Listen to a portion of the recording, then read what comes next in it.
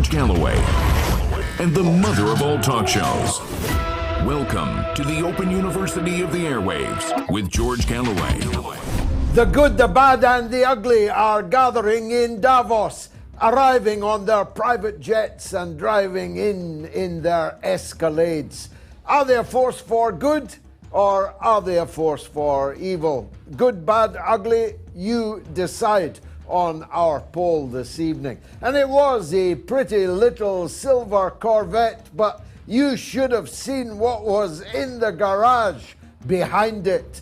But mind you, it was all being looked after by Joe Biden's tenant, an absolutely stable and public-spirited fellow.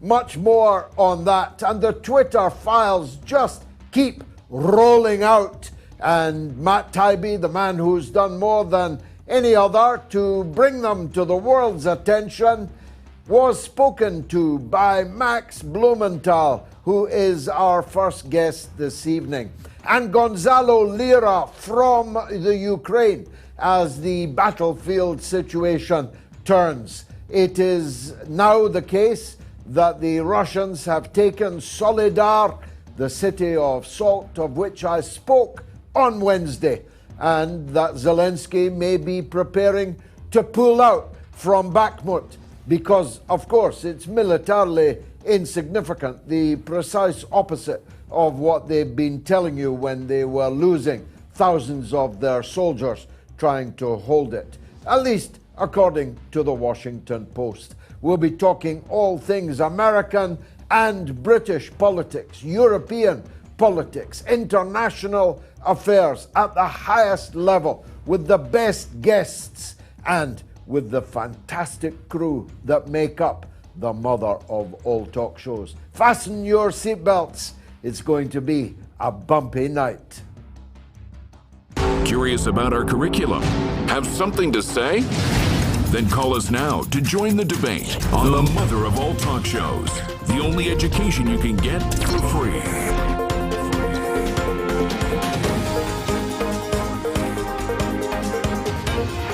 George Galloway, the mother of all talk shows.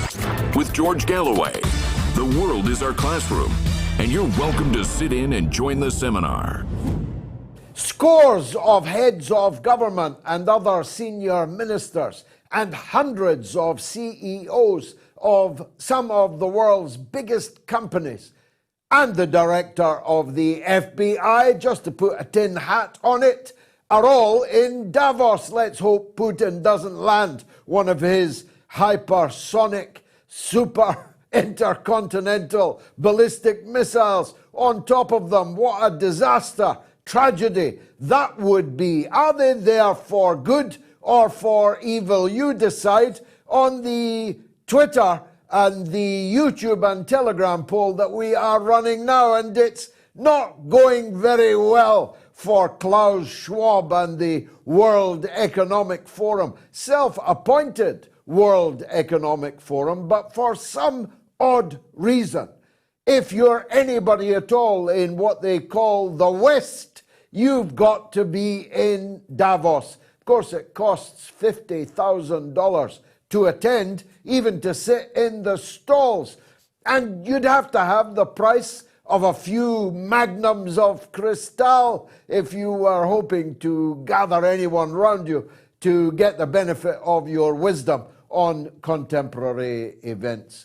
But in all seriousness, should we really have such shadow world government going on, absolutely lacking in transparency, opaque, with no members of the public able to see or hear what they are deciding, at least until later, when the governments of the Western world invariably begin to implement the policies that were decided upon, or at least discussed in detail, at Davos. So who's the real ruler of the world? Who is Klaus Schwab anyway?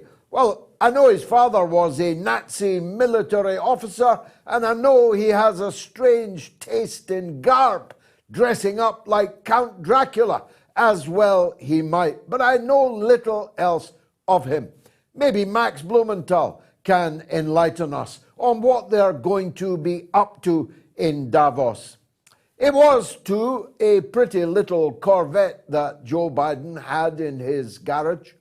Unfortunately for him, somebody has decided to release to the public that which they knew weeks before the midterm elections in November of 2022, namely that Joe Biden has been inadvertently misplacing, to use his own words, super secret, highly secret, top secret, confidential American government papers that he had no right even to have seen, let alone have possession of, still less to keep in his garage with his Corvette.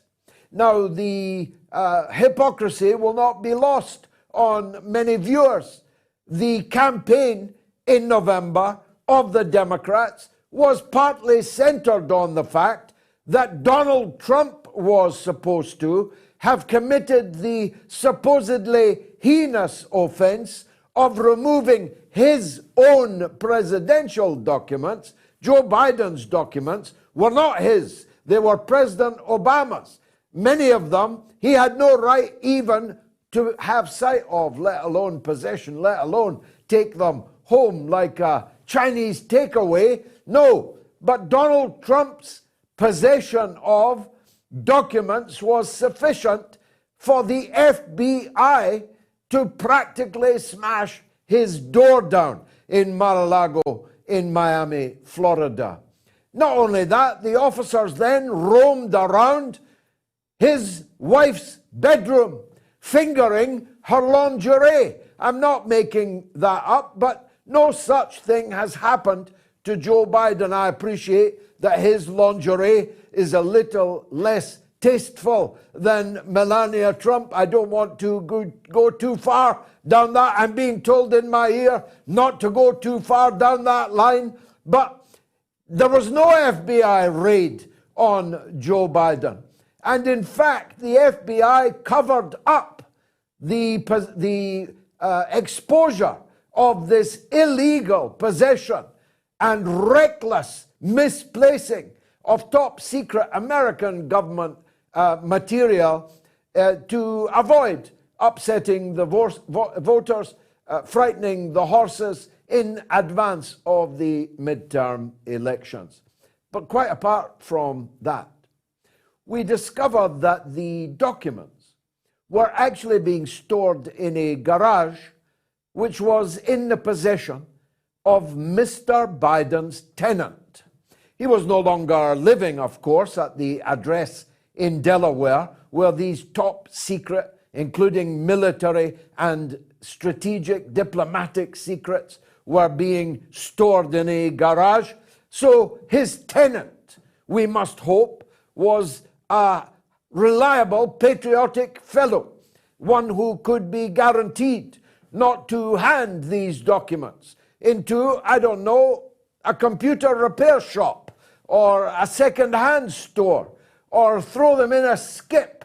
We must be hopeful that the fellow that was renting Mr. Biden's Delaware home was a pukka fellow of the right sort. And then we discovered the identity of Mr. Biden's tenant. We discovered that from his driving license, which gave as his address the very address where the top secret documents were stashed. Who was that tenant? You've guessed it.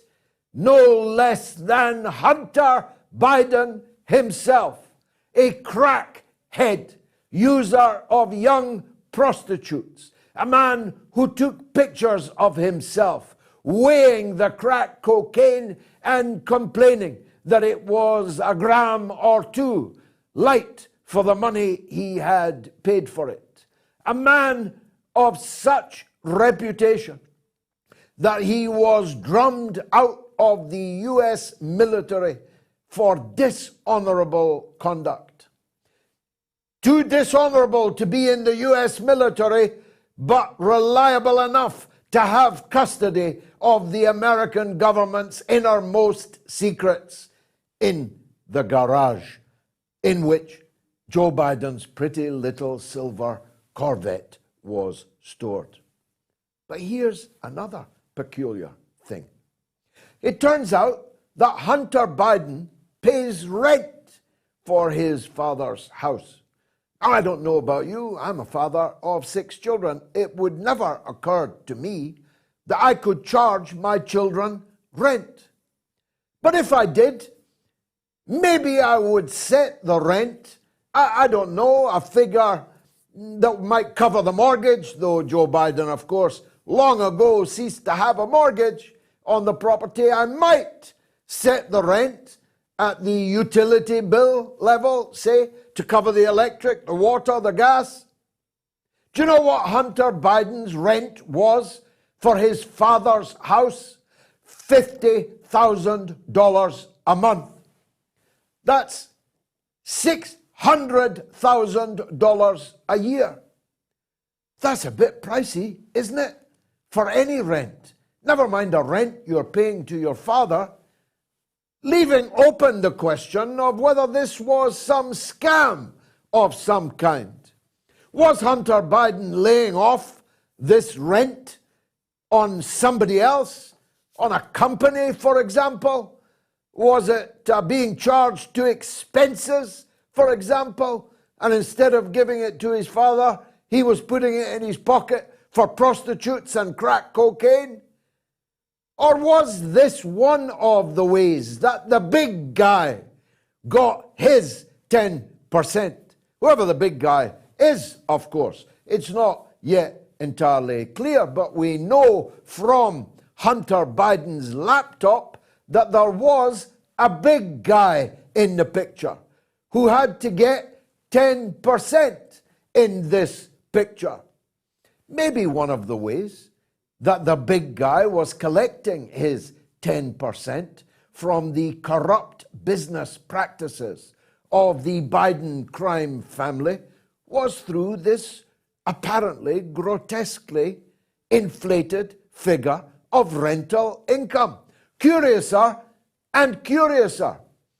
But the papers keep on turning up. Just 5 minutes before I sat down here this evening, Biden's officials have admitted to a 5th tranche of top secret documents that Joe Biden had no right to possess, let alone to have in his property. So I got to wondering, because I'm suspicious now. Calamity has hardened me and turned my mind to steel, you see. And my steely mind is now turning to the possibility that all this material is being dumped on Joe Biden now that the midterms are past, and just in time to get rid of Joe Biden. Just in time for the men in gray suits in the CIA and the FBI to turn up and say, sorry, Joe, your time is up. You are no longer worth it. Your debits outweigh your credits in the great balance sheet of American presidential politics. You know how it is, Joe? You're wandering around on stage lost. You try to walk off the end of a pier in England. You're soiling yourself in front of His Holiness the Pope in the Vatican. Your trips to the lavatory in the West Wing are now so dangerous we're afraid that as you rush to the toilet, you trip over the nuclear football and somehow send the world up in radioactive smoke. So now that these unhelpful documents have started turning up everywhere, it's time for you to shuffle off the stage. And shuffle would be the appropriate word. I'm wondering if we're going to see, and perhaps much sooner than any of us expected, President Kamala Harris. Now, of course, she will not suffer the same problems, because she doesn't read anything. I doubt if she can read anything.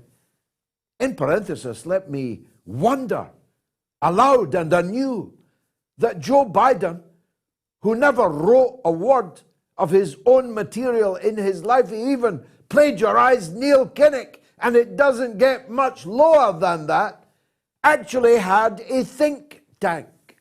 Joe Biden's think tank. Oxymoron, anyone? But Kamala Harris is, if anything, even more stupid than Joe Biden. And she may very well be the next president of the so-called Western world.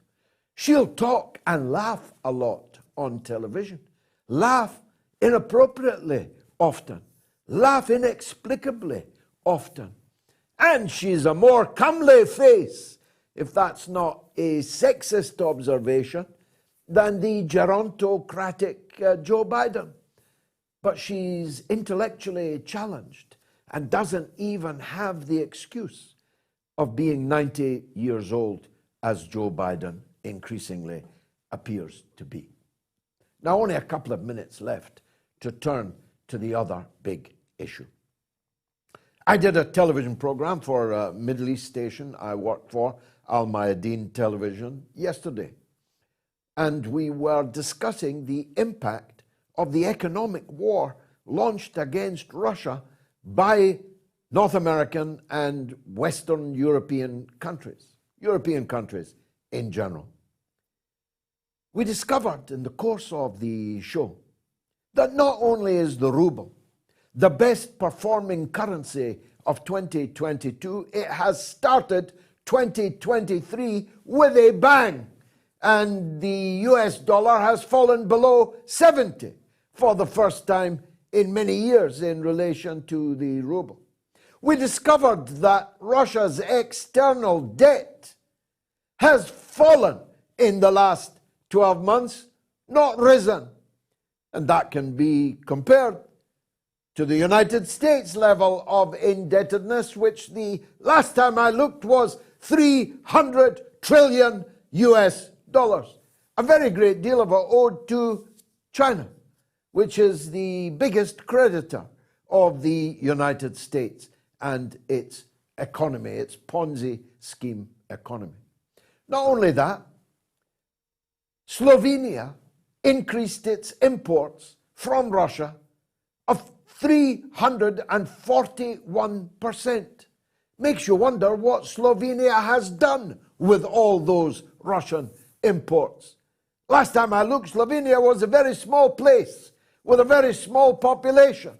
I don't know, maybe they're selling them on somewhere.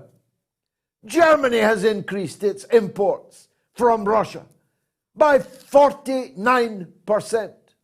The Russian economy is booming as the German, French, Dutch, European, British economies are collapsing in this bleak midwinter. But then we turned from the economic war, which undoubtedly represents a gigantic stone which we have struggled to lift only to drop on our own feet. We turned to the actual war on the ground. Do you remember? It's not that long ago when they were telling you Ukraine was winning the war. You remember that?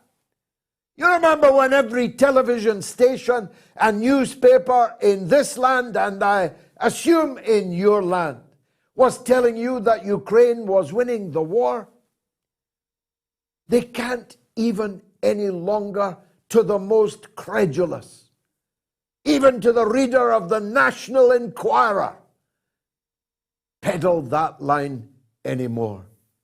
Yesterday was the heaviest bombardment of Russian missiles on Ukrainian cities of the whole war. Russia's 600,000 reinforcements are now lined up in a big line which can advance either at any particular point or points or all of it together. Now that they have taken Solidar And now, according to the Washington Post, Ukraine is about to evacuate from Bakhmut, with its shills telling us it's of no military significance, when 8 months ago they told us the fight was so vital because of its immense strategic defense importance. Now that the encirclement and kettling of army after army of the Ukrainian armed forces in the eastern part of Ukraine is now throttling the very life out of poor Ukrainian soldiers, who are now surrendering in large numbers, and those who don't, alas, are dying in large numbers, whilst their president cavorts online with his Hollywood pals at the Golden Globes. The war has turned disastrously against NATO. A private military company, Wagner, not even the Russian armed forces, a group of Russian mercenaries, liberated Solidar from the NATO armies. And we keep getting treated to news flashes. Germany is giving Leopard tanks. And then it turns out the tanks will not be arriving until 2024, when the war will be over.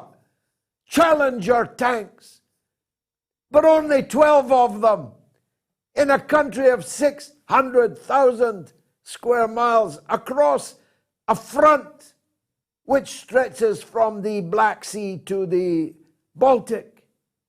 This war is being lost now at a catastrophic rate for NATO, which has depleted virtually its entire inventory of munitions and weapons that it requires for its own defense. I've joked here before, if Russia wanted to keep the tanks rolling, they could reach Berlin and nobody would be able to stop them, because all the equipment has been given to Ukraine and destroyed, except where it ends up on the black market. Well, enough from me, because after me comes U.S. political royalty, the one and only Max Blumenthal. Stay tuned. He'll be right up.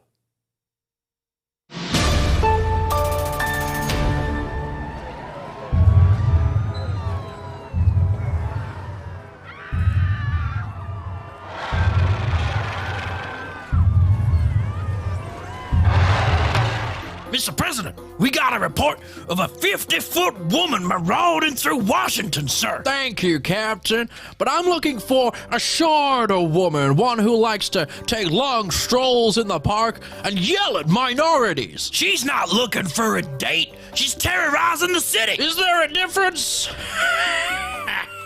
A little levity. Call in the military. We are the military, sir. Boy, we got here fast. We better do something, right? Shall I scramble the jets, Mr. President? No thanks. I'll just take a muffin and some coffee.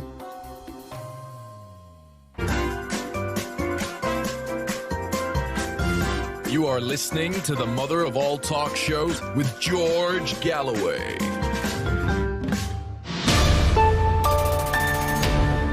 So our poll is, I think something like 10,000 people have voted already. Is the WEF gathering at Davos A, good, 7%, B, evil, 93%, and no different, actually. In fact, worse on YouTube. Yes, 4%, it's a force for good.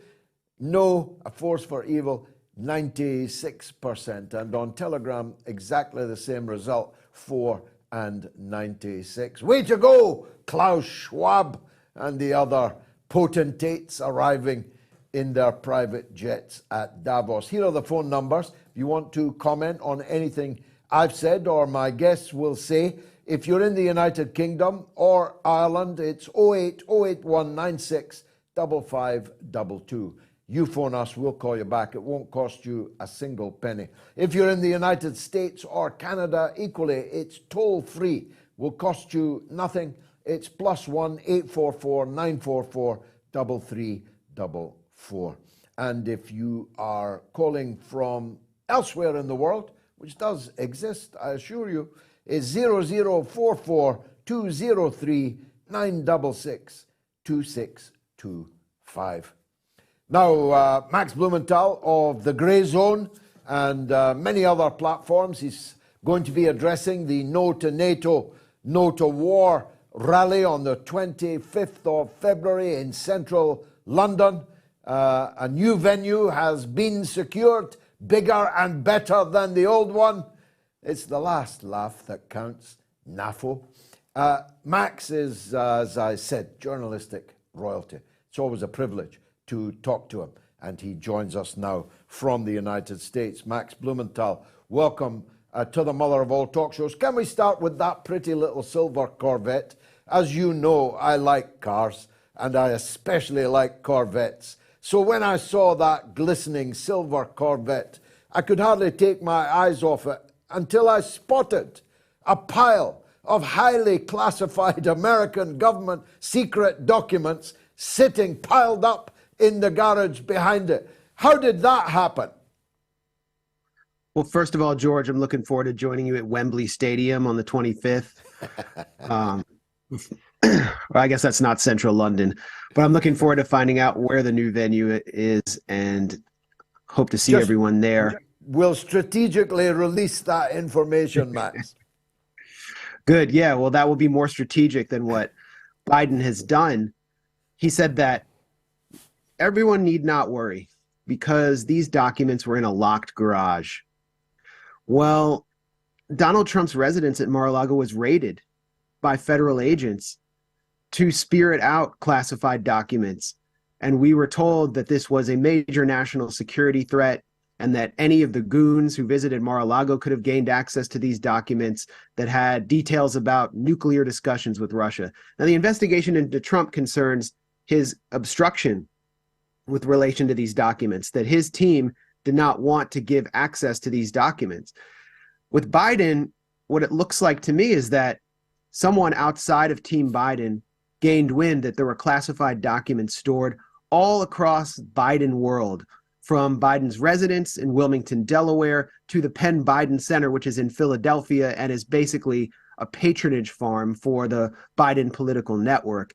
And so they had to get out ahead of the story because his mishandling of documents was far more sloppy and catastrophic than Trump's. And remember, the American media went crazy over Trump's documents in the raid. And it was, this anticipation that Trump was going to be arrested and he'd never be able to run for president.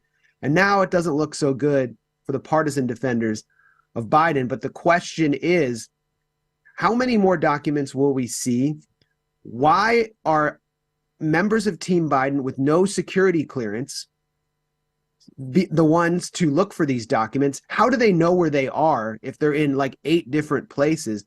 And what are they about? Because we know the documents at the Penn Biden Center relate to Ukraine. And we know that the Penn Biden Center at the time when these documents were brought there in 2018 was run by Michael Carpenter, who is Biden's personal Ukraine handler, who personally oversaw the construction of the post-Maidan junta, and who has been involved at every step of the way in laying the groundwork for this proxy war with Ukraine. So what do these documents concern? Well, I can see why Joe Biden would not want to leave behind the documentation which establishes the close, not to put too fine a point on it, relationship between the Biden family, business, and the Ukrainian oligarchs.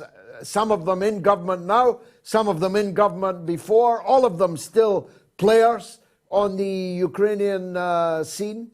And the money, you see, follow the money has been a rubric ever since Deep Throat and Watergate. If you follow the money on Ukraine, you might get some answers to why the United States is taking the world to the brink of world war over Ukraine.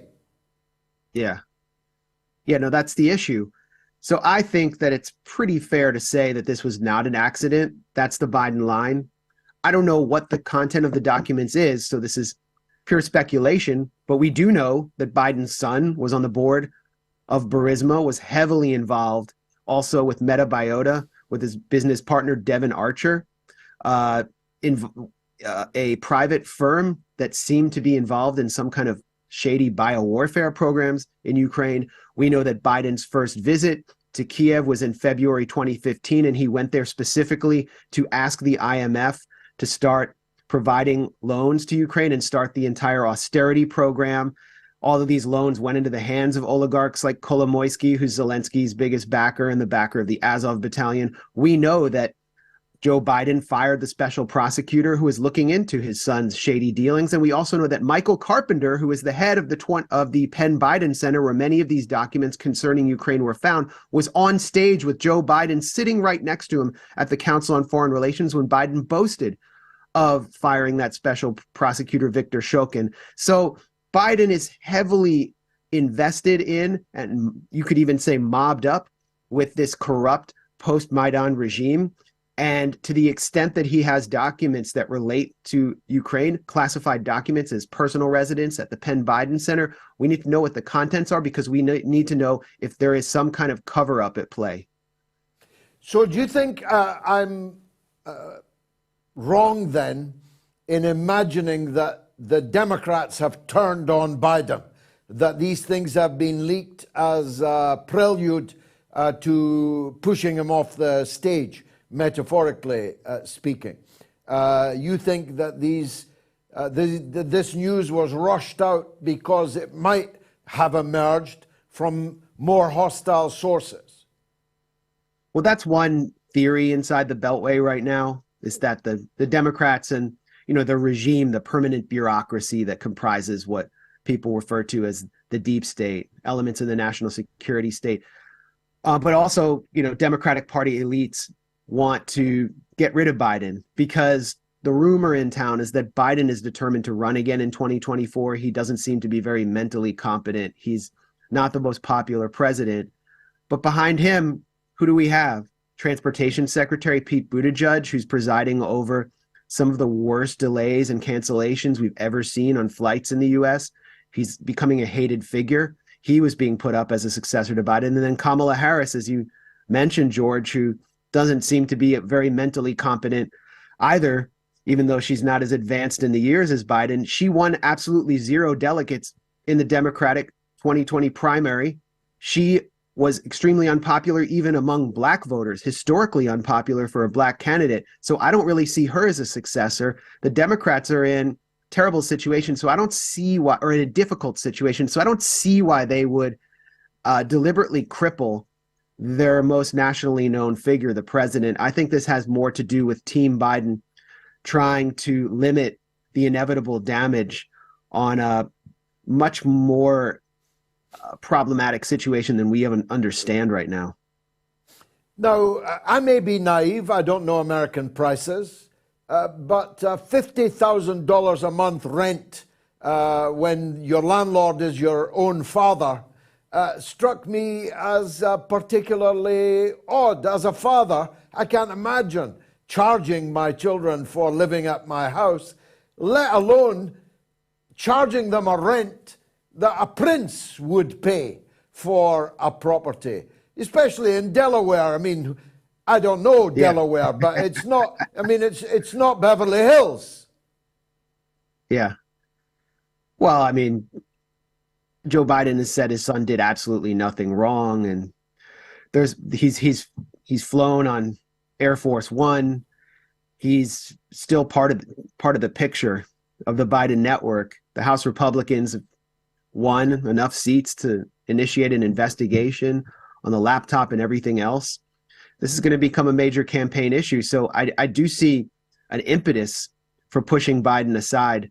I don't know if this is it, but the relationship with Hunter Biden and the corruption, him asking for $70,000 or $80,000 while he was on a crack-fueled prostitute spree, is a pretty good.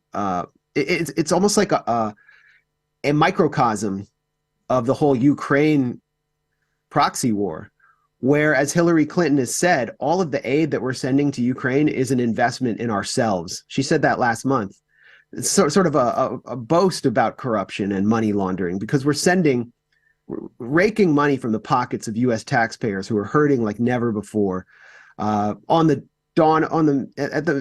precipice of a recession, and sending it to Ukraine. It's being washed through Ukrainian warlords and oligarchs. We don't know where it's going. Congress refuses an audit, and it's coming back to the Beltway bandits, Deloitte, Booz Allen Hamilton, the private spies, Lockheed Martin, Raytheon, and then they're pumping money into the pockets of members of Congress to continue voting for the aid. It's the most corrupt situation, very reminiscent of Afghanistan, and it all goes back to what took place when Biden became the imperial vice lord of the post-Maidan junta in 2015. Now, you conducted a wonderful conversation with Matt Taibbi, the lead writer on the Twitter files. I urge everyone to see it. But for our audience, Max, in summary, what did you make of Taibbi's take on what's been going on at Twitter? Well, yeah, thanks for pointing people to that discussion. I really benefited from it. There were things I did not know that Matt divulged. I thought one of the biggest takeaways was Matt's opinion that Elon Musk may have bought Twitter specifically to do this, to essentially burn down the state censorship regime that's been erected, especially since Russiagate, to put pressure on social media companies and the media itself to push these new Cold War narratives and to basically censor anyone who dissents or who dissented from the biomedical security state that was being erected under the rubric of COVID restrictions. So we've learned a lot from these leaks. And what we talked with Matt about was specifically how the leaks that he's obtained have exposed how the plague of Russian bots, which we were told influenced the outcome of the 2016 election and then interfered in the process of American democracy and American society itself to pit us against each other and polarize American society, was a complete fabrication of the House and Senate intelligence committees, which were run by the Democrats and heavily influenced by the CIA. And that Twitter was placed under so much pressure through those intelligence committees and the corporate media, which was breathing down their neck. And even though Twitter knew there were no real Russian bots, the whole thing was fake, they refused to say so in public because of their fear of being hammered in the media. And so the problem festered. And as we pointed out in this broadcast, when people are led to believe, millions of Americans are led to believe that Russia is interfering in their politics and that these bots are everywhere and that anyone they could be talking to online could be a Russian bot, that Russians were even planning protests through Facebook, they start to hate Russia. And so what took place was greasing the skids for the Ukraine proxy war, which so many Americans initially reflexively supported without thinking about the context behind it. So this was a dangerous process, and it's so important that Matt and other reporters exposed it. And, another thing we discussed, George, was how he got these leaks. Essentially, he and others were chosen by Elon Musk. They go to Twitter headquarters and they put in requests for specific hashtags and topics, and then they collate the documents that they receive. And Matt said that they are not well liked inside Twitter headquarters, that many of the employees and the people, executives who may be left over are not particularly happy about this. It's not good for Twitter's brand, but it's good for whatever's left of democracy. It's good for transparency. And so I support what they're doing. You correctly, in that conversation and in other places too, have identified the Russiagate hoax as being, in a way, the original sin. Of course, there have been many more sins before that, but the original sin of this era, which has now put us on the precipice. Scott Ritter, in very dramatic language, talking of death on a pale horse riding towards us, the possibility of nuclear Armageddon. The germ of all this was located, wasn't it, in what now even its best friends would have to accept was a complete hoax. There was no Russian interference in the American elections. There was American state interference in the American elections, right up until the midterms, where they covered up these confidential secret documents, inadvertently mislaid by Joe Biden. As Edward Snowden said, I wish I'd thought of that excuse. This Russiagate hoax, it's hard to overstate or exaggerate how important that has been in bringing the whole world to this point, isn't it? Russiagate was a concoction of a coalition of Clintonite dead-enders who wanted to explain away the defeat of their candidate, who believed she was deigned to become Queen of America in 2016, and Cold War-minded spooks like John Brennan. And, it had a double-edged effect, therefore. First, it convinced many Americans, especially Democrats, partisan Democrats, that Trump only won because of assistance from Russia. And so the party that had always had traditionally some wing of opponents of Reagan's Cold War, for example, during Iran-Contra, became the Cold War party almost instantly.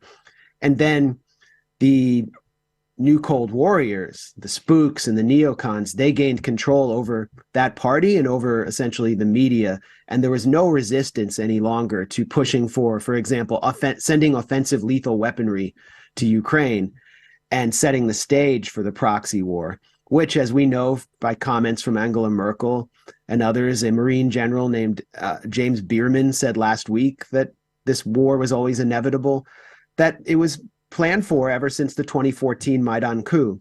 And so you can just look at the chronology of events. I mean, starting from the end of the Cold War and the end of the Soviet Union, but moving forward from 2014. I mean, 2014 was the real fulcrum point when a nationalist, oligarchic, pro-NATO regime was installed through violence and U.S. meddling in Kiev. And everything from there that followed made something like Russiagate inevitable.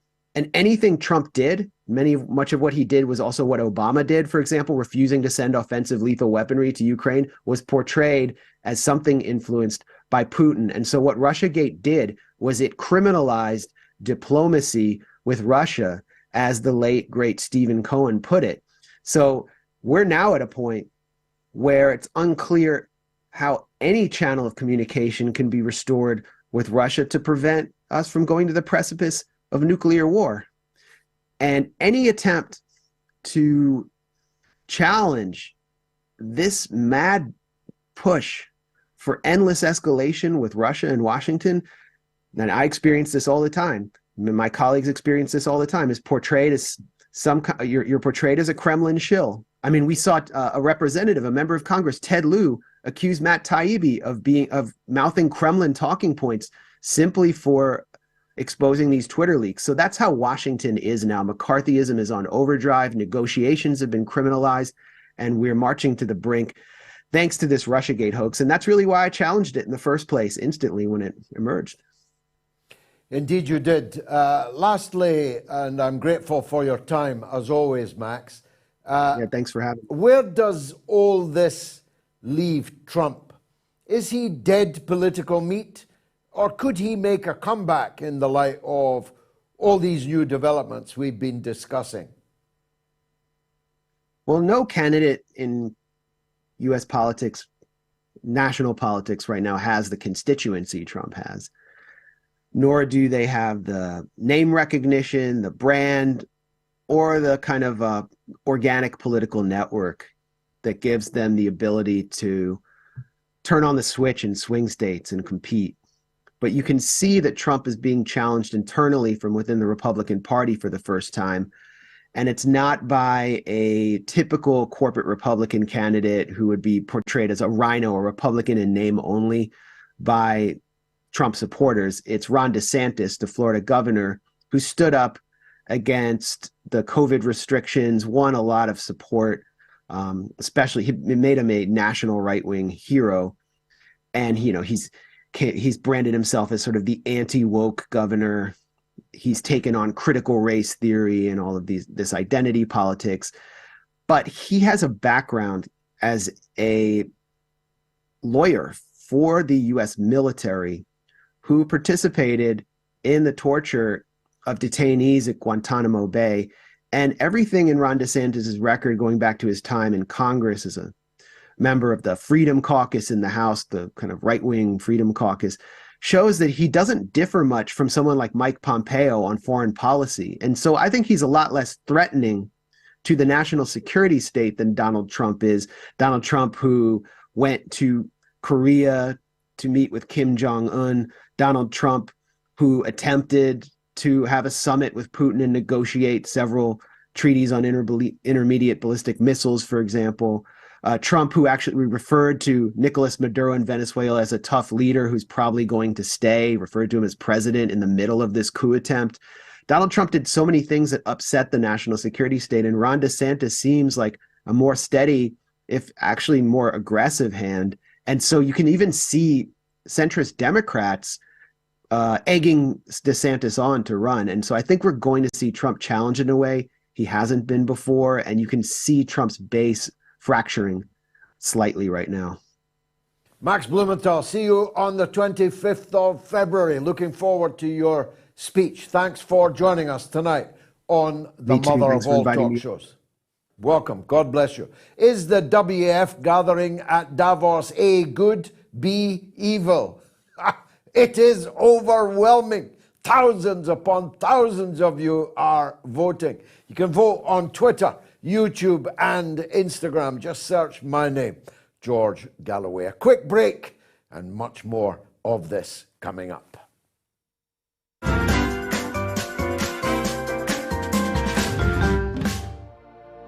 The 1897 edition of War of the Worlds by H.G. Wells. Read by George Galloway. Available only on Patreon. The cylinder was artificial, hollow, with an end that screwed out. Something within the cylinder was unscrewing the top. Good heavens, said Ogilvy. There's a man in it, men in it, half roasted to death, trying to escape. At once, with a quick mental leap, he linked the thing with the flash on Mars. The thought of the confined creature was so dreadful to him that he forgot the heat and went forward to the cylinder to help turn. But luckily, the dull radiation arrested him before he could burn his hands on the still glowing metal.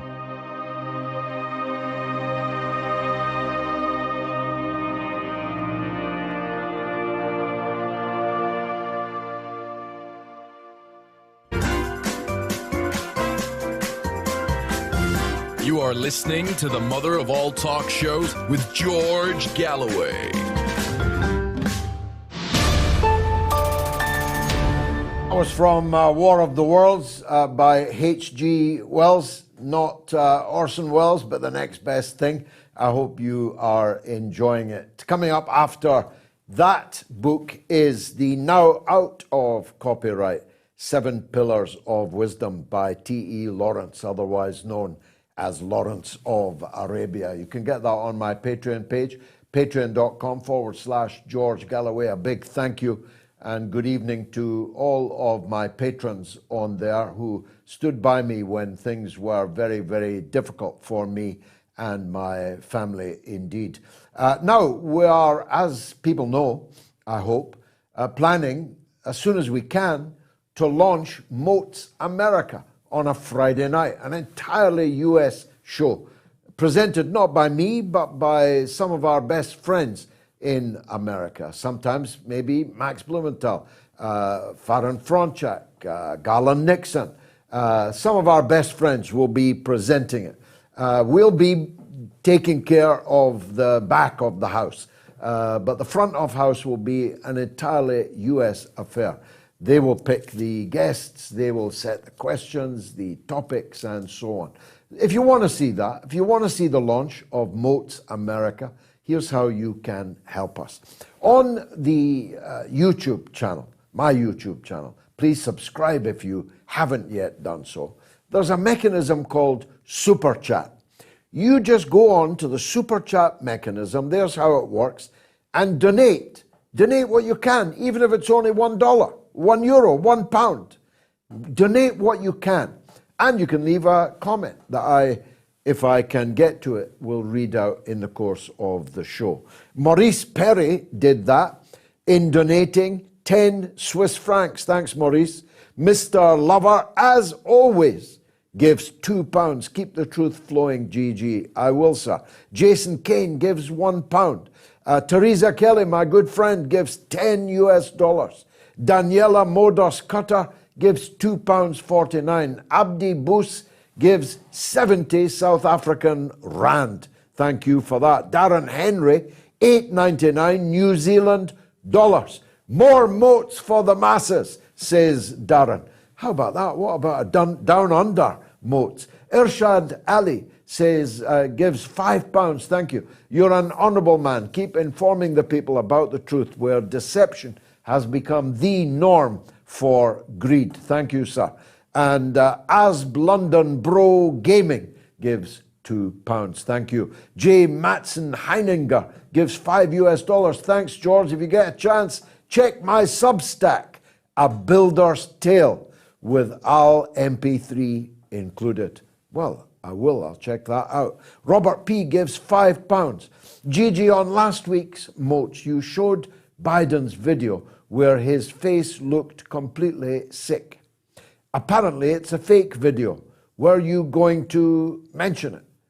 I wasn't, because I don't accept that it was a fake video. If you can show to me that it's a fake video, I'll happily declare that. But what was fake about it? Tell me. Pat Daly gives €50. God bless you, Pat. I'm speechless. You are a regular donor of that substantial sum of money. Khalid Yahya Al-Saraji gives $2 Thank you, Khalid. Remborn, wow, one of our regular and most generous donors, gives 50 British pounds. Thank you, Remborn. God bless you. To the phone lines, it's Rob in Southend up first. Go ahead, Rob. Rob, you're on air to the whole world. Well, what do you want me to say? Rob, don't have a domestic now because the whole world is listening. Let's go to Lance in Canada whilst we sort out Rob in Southend. Lance, welcome back to the show, my friend. I think must be have been more important what Rob's partner says to him than George Galloway, so that means he's a good man. But anyway, exactly. Yeah, just kidding. I want to say thanks for your continued decency, and I guess my overall opinion of the world is there's an old saying: a rising tide raises all boats, and I do believe that if you're sort of globalists didn't operate as just angst and they actually just sort of let the whole place develop, I think we could do pretty well for ourselves in the future. But that wasn't my question. My question was, is there a chance, or how far out, or is it a remote possibility that Turkey will actually pivot and go the other way? I mean, it is very hard to pivot your whole society and markets away from things. And it's a rough ride, but I don't know.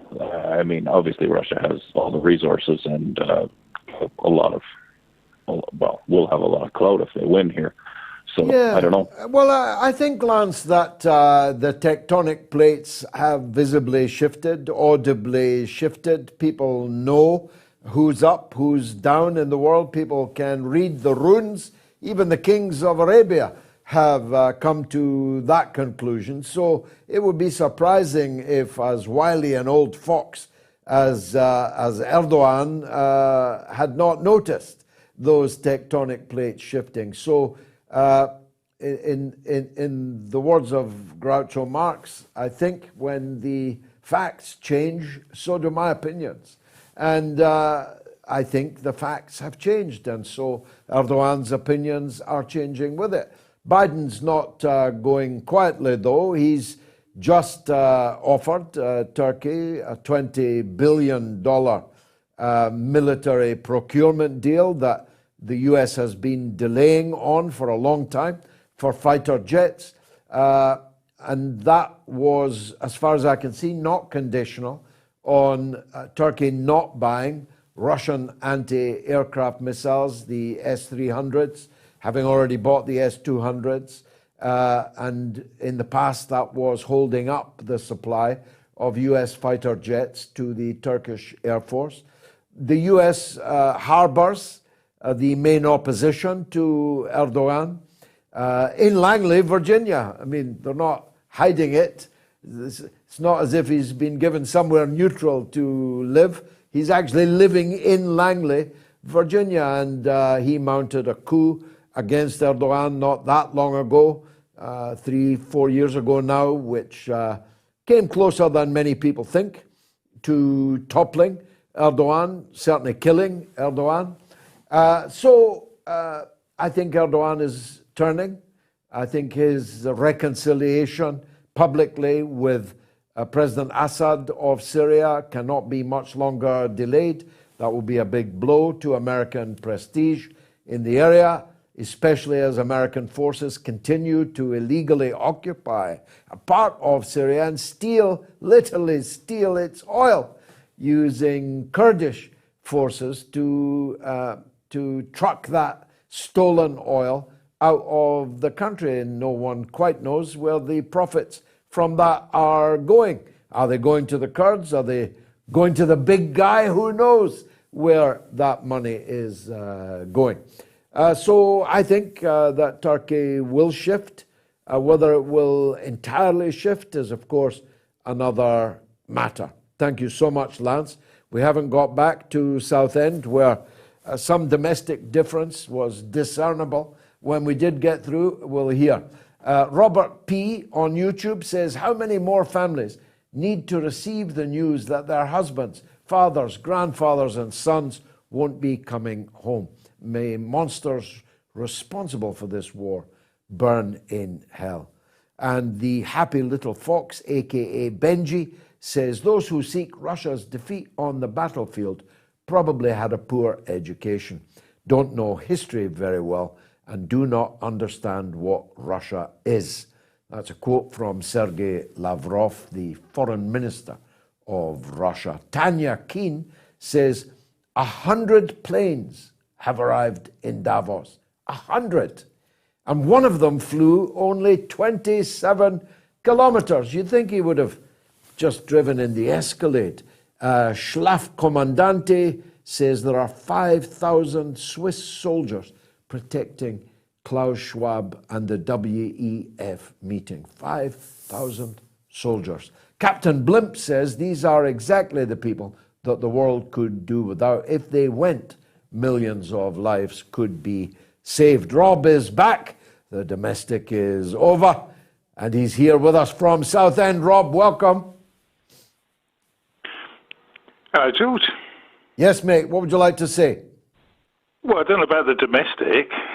Well, there was a bit of to and fro in the house going on when we were trying to talk to you.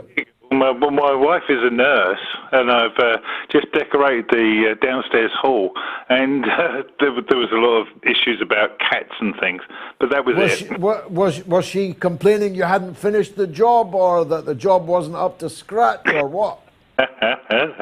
No, it was done. It was all finished.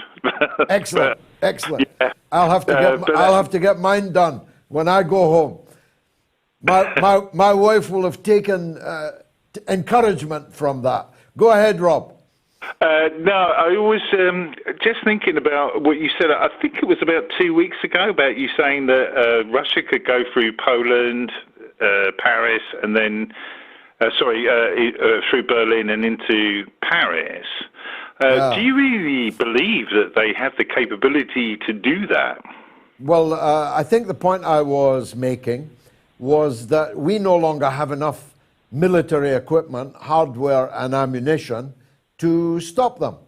Luckily, they have no wish whatsoever to occupy London, which has descended into a kind of vortex, a kind of hell on earth. Nobody in their right mind would want to come and occupy London, where you're scared to go to a funeral for fear of being shot in a drive-by. So it's quite lucky for us that Russia has no intention or wish to drive on all the way to Berlin, Paris, and London. But if they did want to, we no longer have enough on our shelves to stop them. That was the point I was making, Rob. Oh, right, okay, that's fine. No, I just wondered where that was going, because I just thought, I don't think they would, and I don't think they could. But there you go, that's just what I was thinking. And luckily they don't want to. They've got more than enough on their plate making their own country great again. Rob, thanks for the call. Johnny Enough says Senator Maria Cantwell of my state is going there, to Ukraine, I presume, 7,000 kilometers away for reasons unknown. She's not a state senator, but a U.S. senator. And Alpaca My Bag, that's a good name, Alpaca My Bag, says, George, I love it. You've got the Father, Son, and Holy Ghost all on tonight. Thank you for that, Steve. Madeline Swords says, if it can roll up, stop the war and fix the pipeline and stop paying inflated utility bills. Why are we buying gas from the USA at 4 times the price? As my kids would say, dunno. Now, I've missed my 8 o'clock mark. Right after this short break, it is the one and only Gonzalo Lira. Stay tuned.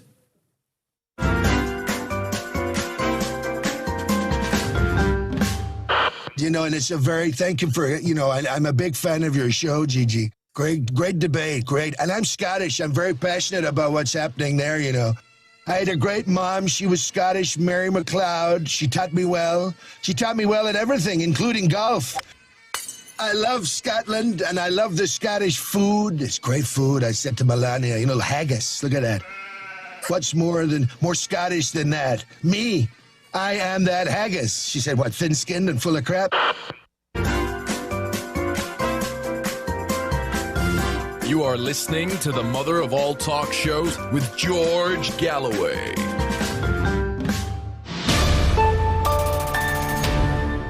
And that haggis. Now, Gonzalo Lira is actually under bombardment. The building next to him was hit just yesterday. As I understand it, on another broadcast earlier today, he disappeared halfway through because all his lights went out. It is extraordinary that this man has the clarity and the courage to continue to tell the truth about what's happening in Ukraine. He's in Kharkov, but he joins you now for the global audience that loves to see him so much. Gonzalo, the fall of Soledar, the potential now evacuation of Bakhmut, the extraordinary bombardment of virtually every important Ukrainian city over the last 48 hours. The war has begun to turn big time, hasn't it? Yes, it most certainly has. And first of all, thank you so much for having me on. And thank you so much for your very, very kind words. You know that I'm a huge fan of yours, and I will always thank you for, paying attention to me and looking after me and that unpleasantness back in April. And in fact, you mentioned that the building next to mine had been struck. It wasn't yesterday. It was back in early September when the missile strikes started happening. And so, yeah, I got great photographs, but I can't show them because they give away my current location. But privately, I'm happy to send you the pictures because they're pretty cool. Anyway, the point is, what's going on now in the front in the Donbass region is that you see, since the start of this war, the Kiev regime installed basically 3 lines of defense, and the Russians have been grinding through them. Now, the first line of defense was Severodonetsk, Lysychansk, Popasnaya, that line, which was breached in July 1st, I believe, of 2022. And here, now the Russians have been grinding through the second line of defense, which is the Bakhmut line.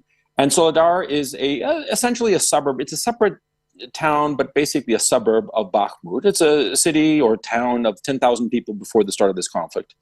And it mattered because, you see, this line of Bakhmut-Soledar, north-south line, basically was the second and perhaps the strongest line of defense that the Kiev regime had installed. They'd been building these defenses for the past 7-8 years since the signing of Minsk II agreements. And so the capture of Soledar is a very important moment. It's basically the penultimate town of the penultimate defensive line. You see, once they captured Soledar, they have essentially encircled the city of Bakhmut. There's only one road of escape for Bakhmut. And what the Zelensky regime is doing is that they are actually trying to hold on to Bakhmut by pouring more troops into it, which is incredibly demoralizing because the troops realize that they're going into certain death. And so, you know, they're just throwing away lives willy-nilly. A lot of people are saying in the West that Soledar and Bakhmut don't matter. They do enormously, because you see, this was the centerpiece of the defensive line to hold back any Russian onslaught. And once your defensive lines are fully breached, there's nothing holding them back. Okay, and furthermore, the city of Bakhmut is a very important transportation hub. Several highways and several train lines cross through it. And so that's why, excuse me, it was a centerpiece of the second defensive line of the Kiev regime. Now, after the Russians finally breach through this second line, once they have captured Bakhmut, which will not be tomorrow, it'll take a few days, if perhaps not even a couple of weeks. But once they finally do capture it, the only further line, the third defensive line, is on the city of Kramatorsk.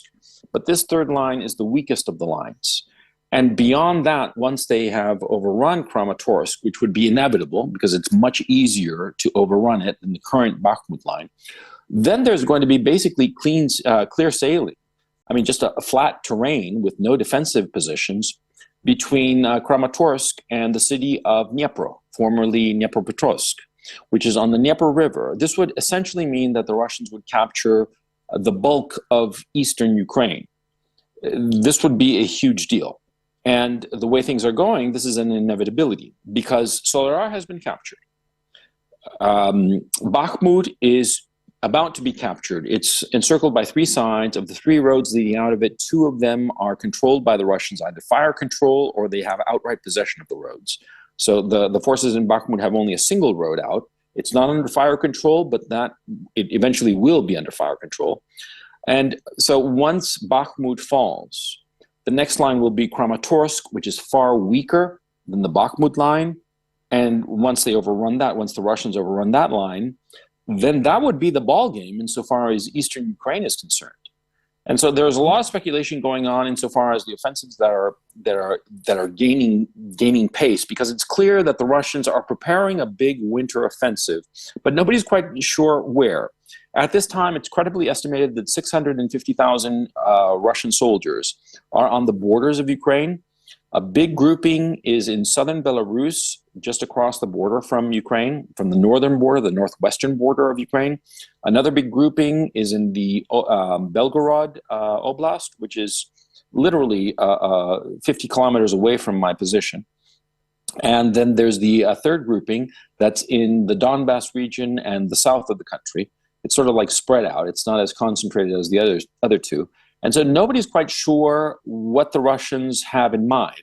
Of course, the Russians probably have a very clear idea of what they're about to do, but they're just not telling anybody. And there's, operational security has been incredibly good. So nobody has any clue, any realistic idea of what the Russians are going to do next.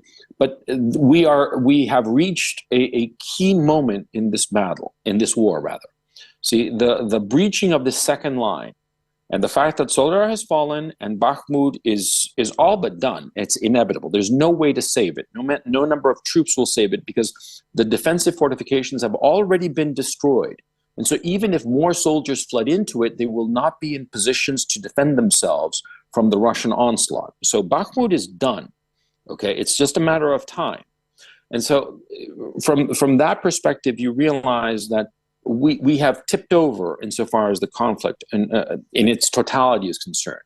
Because if we think of the conflict starting on February 24th, as initially it was an expeditionary force that the Russians launched to essentially scare the Zelensky regime into negotiations. And that failed into the spring. And so in the summer, they reorganized and they started really in September for this grinding, constant offensive. Well, we're seeing the culmination of that grinding offensive that has just ground down the Ukrainian armed forces. And so now we're at the position where the Russians will achieve some sort of breakthrough. Now, how this plays out exactly, like I said, nobody knows. But this is the time to start paying very close attention to what things are going to the things that are going on. Yeah, the Washington Post today speculates from informed sources, they say, that Zelensky will relent to the head of the Ukrainian armed forces demand that there should be a withdrawal from Bakhmut rather than wasting more men and more material in the city. As you say, there's still one road out if they wanted to take it. And on your point about the Russian offensive, the winter offensive that is obviously coming somewhere, the British Security Service, MI6, 2 days ago or 3 days ago, warned everyone that in the next couple of weeks this offensive was going to be launched. But as you say, nobody seems to know where. Now, I'm tantalized by the Belarus buildup because, of course, a crossing from Belarusia would bring Belarus into the war proper for a start, but would run the risk of confrontation with Polish forces that might very well enter the west of the country. As you know better than me, Poland regards much of Western Ukraine as actually being theirs in any case. I wonder if you think a movement across the Belarusian border is A, a real possibility, and B, what would its consequence be? Okay, that's a very good question. Now, is it possible? Certainly. I mean, you do have to keep in mind that the Russians, when they position troops wherever, and this is true for every military, whenever they position troops anywhere, they have multiple possibilities of where to put those forces and what to do with them.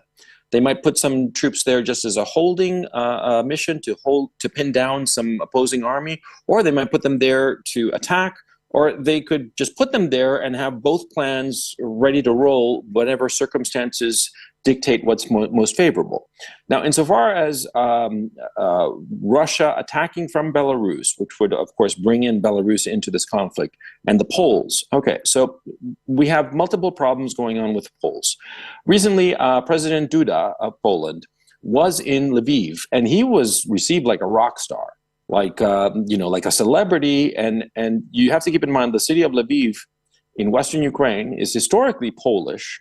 It's barely, I want to say something like 60 or 80 kilometers from the border. I actually rode that road from the border of Poland and Ukraine to the city of Lviv on my motorcycle.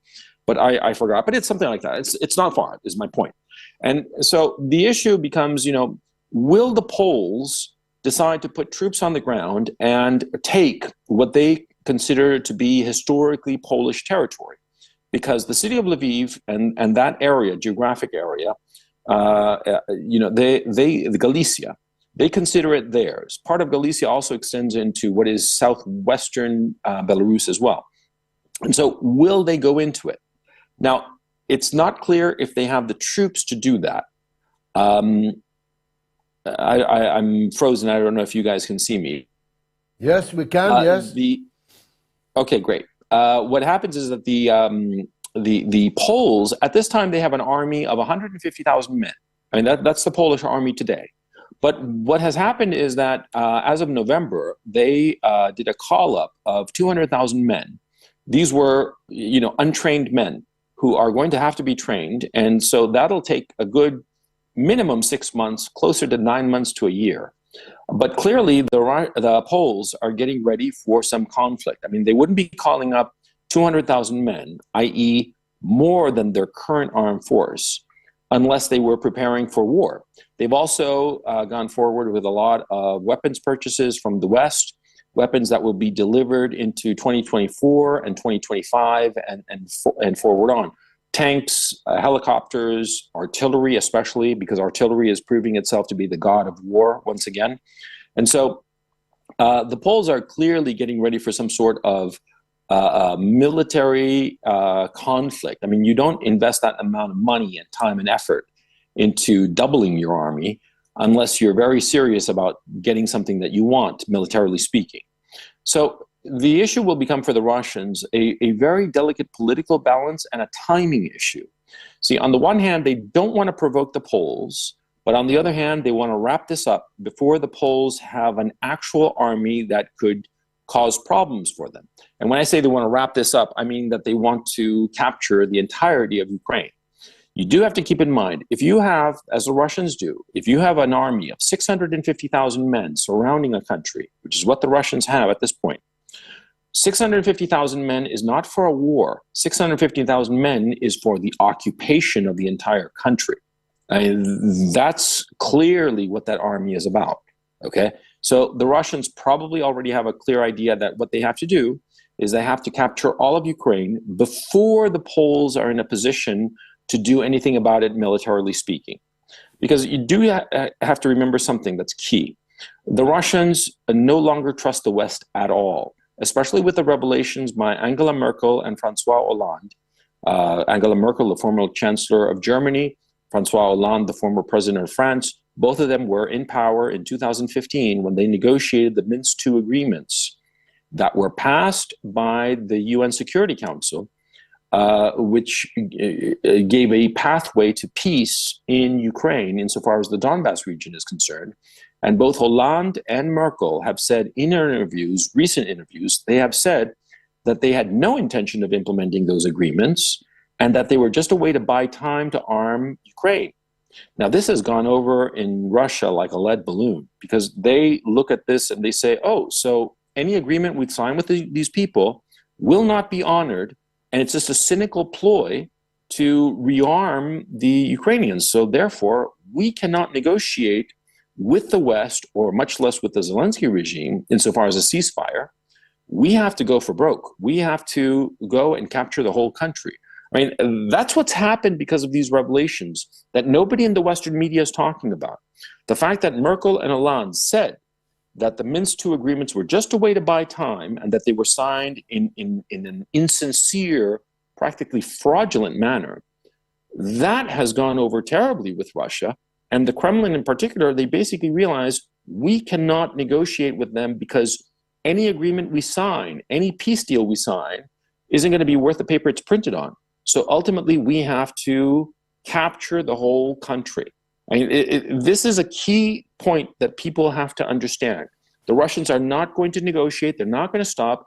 And for the Russians, since this is an existential crisis, they're going to put everything necessary to win. And the Russians, they have a lot of flaws, like we all do. But, I've said this before, the Italians are great at food, and the French are great at fashion.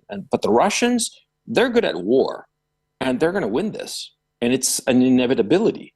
The only question for the Russians is they will have to accelerate the pace of this at some point to prevent the Poles from coming into Ukraine, as they are clearly intending to do, because this tour by President Duda in Lviv and this buildup of military forces by the Poles, they're not doing it by chance or just for funsies. They're doing it because they have their eye on Galicia, or the Ukraine part of Galicia. They have their eye on the city of Lviv, which is, as I said, is an important historical city for the Poles. And so the Russians want to make sure that Poland does not get in. And so that's why I think that the Russians are going to have to accelerate this. I've read a number of commentators and very astute individuals, and many of them seem to be thinking that the Russians probably have as a timetable the 1st of September to have this totally wrapped up. But this is pure speculation, so don't take this part to the bank. I mean, I just want to emphasize that. But it's reasonable. It's a reasonable speculation that the Russians will want to be done by the 1st of September to beat the Poles insofar as rearming and remanning their army. Because, like I said, the Poles have a current army of 150,000, and they are more than doubling it. It's 133%. That's the growth in this one call-up that they've done. And there seems to be even more call-ups in Poland in the pipes, in the legalistic pipeline. And so we'll see what happens. But Poland is becoming an issue. And finally, and sorry to bring this, to keep on ranting, but there's another issue too, that the West and the Americans, they recognize that the Zelensky regime is, it's falling apart militarily. So I have speculated on my own YouTube channel, and I think that this is reasonable, and you will have to correct me if you think I'm wrong, but my thinking is that the Americans and NATO generally realize that the Zelensky regime militarily is no match for the Russians. And so they might be deliberately positioning the Poles as the next proxy to face the Russians and, sacrifice the Poles on the Russian anvil, if you will. And I think that might be in the cards, that the West is sort of like the Washington is egging on the Poles into this direction of direct conflict between Poland and Russia, probably as a kind of like a go it alone kind of thing, where it's just the Poles against the Russians, and the Poles will not be able to trigger Article 5, but something along these lines. It seems reasonable that they're trying to suck in Poland into this conflict, because what the Americans want to avoid at all costs is that they want to avoid American lives, American boots on the ground. They want to avoid that at all costs. And so if they can get the Poles to fight the Russians for them, which is what they are doing with the Ukrainians, they are getting the Ukrainians to fight the Russians for them. It's sort of like what these people are up to, the kind of insincerity and despicable callousness that the people in the West, the NATO people, the Pentagon people, the State Department people, that's how they treat human lives, because of their own petty little ambitions and their desire for more money and more resources. Well, look, it's certainly the case that, if you like, the core of the EU, Germany, the Benelux, France, Italy, to some extent, are going to have to make a decision soon as to whether they're going to be dragged into a world war by these yapping little former Soviet republics and satellites, like the Baltic states and like satellite states like Poland, who are gripped with a visceral hatred of Russia, of the Soviet Union, and so on, feelings which don't really exist in Germany, France, Italy, Holland, Belgium, etc., because we were getting along quite happily, using Russian gas very cheaply, very dependably, and we were not seeking to refight the last years, the last decades before the collapse of the Soviet Union. But for people like these Baltic republics, people like the Poles, they have scores to settle with Moscow. And the question for, if you like, the classic pillars of Europe, like Germany and France, is, are they going to be led? Is the tail going to wag the dog? Or is the dog going to wag the tail? We'll have to talk about that another time. But I wanted to ask you finally, Gonzalo, there's a lot of Ukrainians in exile, usually the ones with the big BMWs. I had a run-in with some of them just this very day. There's a lot of Poles Ukrainians been killed. There's a lot of Ukrainians already in the army. There's a lot, as the mothers and wives were demonstrating in Kiev today, a lot of missing Ukrainian service personnel who haven't been accounted for, are not admitted as dead. But there's also now a draft, it's quite clear from some of the pictures and video, a draft of very young children in Ukrainian military uniform, and very old men, even older than me, in uniform now, in military roles. That seems to indicate a scraping of the barrel by Zelensky. Is he running out of soldiers? Nobody really knows, but the fact that we've seen a lot of videos that indisputably proves that, little boys of 16, 15 years old, wearing a military uniform and carrying a weapon. And we've also seen older men, men who are clearly in their late 40s, 50s, killed. I've seen some videos of Ukraine soldiers who are dead, and they've lost their helmets, and they're bald like us older guys. We all get balder, and why do you think I wear a cap? We all get bolder, and we can instantly tell, oh, that guy's older. That guy's in his 40s, And you were seeing a lot of that, and it's despicable. And nobody really knows the numbers because the Kiev regime is very, very cagey about the number of its losses. They have propagandized the people into thinking that the losses amount to maybe 15, maybe 20,000 dead, but it's much, much more. The fact is Ursula von der Leyen let slip in her speech that at least 100,000 had been killed. This was a month or so ago. But the actual number, nobody really knows, but credible estimates of people who have been on top of the numbers and trying to get the numbers from different ways, they're saying that it's way above 125,000 killed. And a lot of people are saying it's closer to 150,000 killed. And so far as wounded, incapacitated, because there are wounded and who could be patched up and sent back to the front. And then there are wounded who are just not going to go back. They've lost a limb or whatnot. You're talking maybe 180 to 220,000 wounded, incapacitated. So altogether, you're talking conservatively, 320,000 men who are out of commission. That's extraordinary numbers we're talking about here.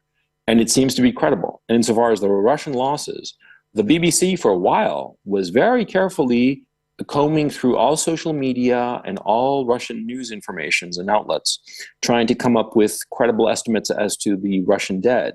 And they stopped doing this back in July, August, I believe, because the numbers they were getting were so low. It didn't fit their narrative. They were only estimating maybe, I think it was last number was 8,000 men. And currently it's credibly estimated that the Russians, all Russian forces, Wagner PMC, the Chechen fighters, the DPR and LPR militiamen, and the Russian army, they've lost maybe killed in action 20,000. So let's take the conservative figures, the ones that Ursula von der Leyen said, which is 100,000 killed of the Kiev regime, and compare that to the outside number of the total Russian dead, which is 20,000. You're talking a ratio of 5 to 1. Okay, and the general in charge of the Ukraine armed forces, he said that they currently had, as of this was about 2 weeks ago, 10 days ago, he said that they currently had 200,000 men. He said this to the Wall Street Journal and The Economist, who did a round of interviews with them, right? They had 200,000 men under arms. And the Russians, it is known that they have 650,000 right now on the borders of Ukraine. So this is an attritional conflict. And ultimately, in an attritional war, what matters is who has the bigger numbers and who can inflict the greater losses. If the Russians are inflicting casualties at a rate of 5 to 1, and on top of that, they have over 3 times the armed force that the Ukraine side has, then it becomes just an inevitability. It's not something that, the outcome is not in dispute. It's just a matter of how we will get to that outcome and what time frame. I mean, this war ended as a practical matter, quite some time ago, in the sense that we know who's going to win. You know, when you're playing some board game or something, you know, perhaps you're playing with your children like Monopoly or something, or you're playing chess with a friend, and there's that moment when you realize, oh, it's over. I lost. I mean, yeah, I can keep on playing, but the result, we know it. That moment has gone. I mean, it's obvious now. The inevitability of this conflict is obvious, but the cost that we inflicted on these boys. I mean, you were talking about, we're talking 15, 16-year-old children. That's unconscionable. I mean, at least, you know, with the old men who are fighting, well, you know, they don't have that much life ahead of them, quite frankly, you know? I mean, it sounds callous, but, you know, at least there's that comfort. They lived a life and then they died in a war. Horrible. But some 16-year-old child, they shouldn't be within 100 kilometers of any kind of combat like that. They're too young. They're babies, you know, because I've seen the videos. It's horrifying, you know, to see these children. And I'm sorry I'm getting... No, it's getting sentimental, but you know what I mean? It's an emotional subject. Gonzalo Lira, as always, much obliged to you. Stay safe, and we'll talk to you again, I hope, before long. Thank you, Gonzalo Lira.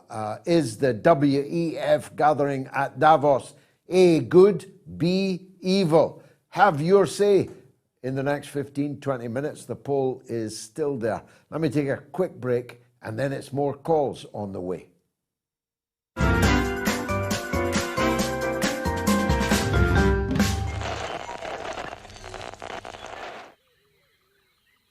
The airwaves. This savannah is a rigid dichotomy of fact and fiction. As Fisher says, the Twitter sphere where the slightest misjudgment can spell being cancelled. One species rules over the airwaves through its ability to adapt and survive in even the harshest environments. The George Galloway.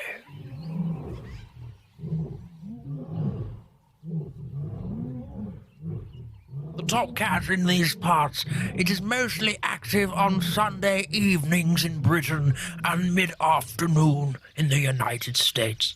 It seldom roars during the day. Most notable for its wide variety of headdress, it protects these parts from the mainstream media.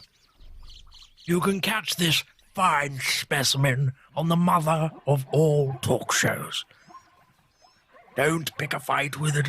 They've been known to bite back.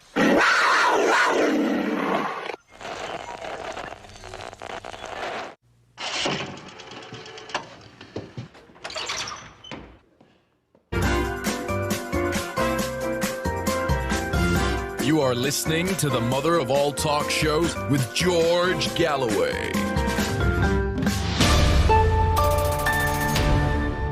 The email from Ray Gonzalez. What's your prediction about the Biden secret papers? I think the Democrats are going to run Obama 2.0. Michael, what do you think? Thanks. Who's Michael?